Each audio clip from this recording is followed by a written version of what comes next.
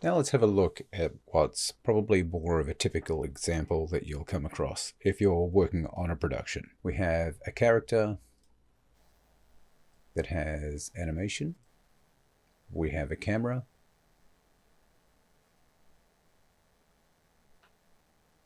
And he's doing an action that looks like he's pulling his sword out and doing a couple of swipes. We have a shield. We have a helmet. And we have a sword. So we're going to constrain and attach these props to our guy.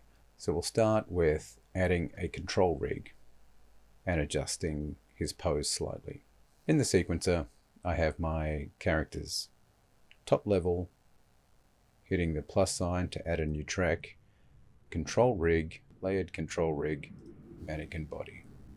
Here, control rig's been added.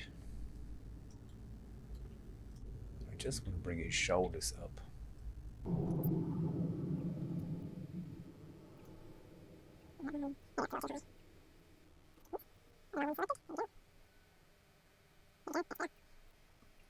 So I've adjusted his pose. Now I'm going to attach the helmet. So I've got my sword, shield, and helmet in my props folder. So I'm going to select my helmet.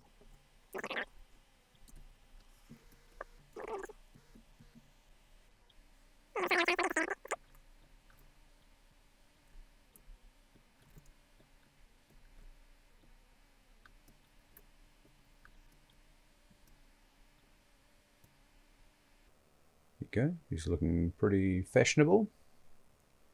And to attach it to my mannequin, I'm going to add another track. I'm going to add an attached track. I'm attaching it to Manny Simple, which is my character. And then it comes up with a list of bones. We can add it to his head, but what it's done is it has pushed it off into a weird spot because it's given it an offset. What we need to do, we can delete that. When we go to add attach, we want to click preserve current. So then if we go back, attach, add to many, this is like constraining with an offset. Click the head. We didn't bounce off in a weird spot. And now if we play our animation, there we go. Our little knight now has a wonderful helmet. We'll do the same with the shield.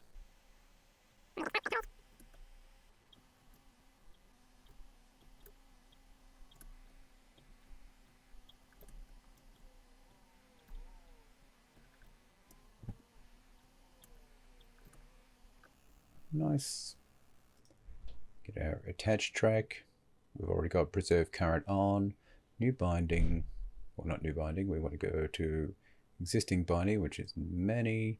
And we can use one of the hand grip sockets. It's his left hand, so we're going to go hand grip left. And now that is attached to his left hand. But you'll see that it doesn't attach the whole time because in the track here, there's a gap. Because we went down a little bit when we attached the shield, which is simple enough. We can just extend that to the first frame. We should send it a couple of frames earlier. Now he's got his shield. Next, he needs a sword. Sword's a little trickier because he's not holding the sword at the start. Puts his hand on it, and then he's holding the sword for the rest of it. So we're going to work in two sections. We're going to use the constraints while it's on his hip. And then we can either use the attach, or we can use another constraint for the second half. But let's find a good spot that we think is the middle ground, sort of about the frame, to unsheath his sword. I'm going to hit G to turn the controls off because they're a little bit in the way. Let's see. I'd say it's frame 15 or 16. Is the one we want. Let's go frame 16, so then we'll grab our sword.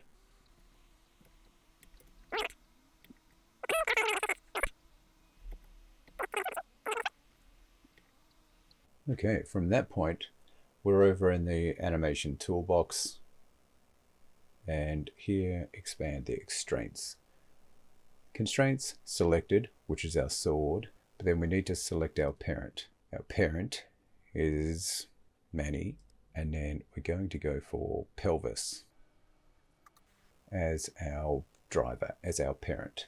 So we have our sword selected, pre-selected our parent, which is the pelvis, and we hit the little plus sign, which will add the constraint. We want to add a parent constraint, maintaining offset. The rest of it we can leave as default.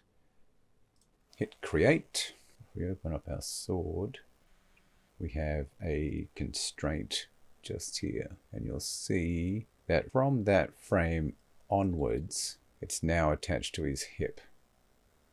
So what we want to do is grab that constraint, drag it back to a subframe before it starts.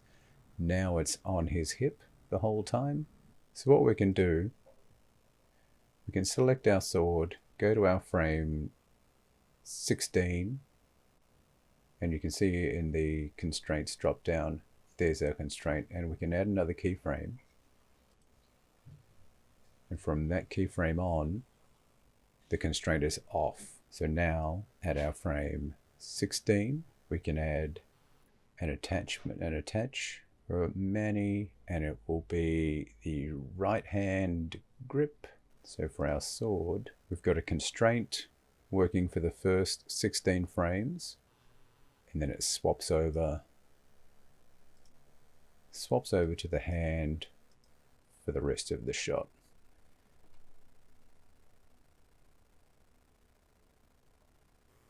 Cool.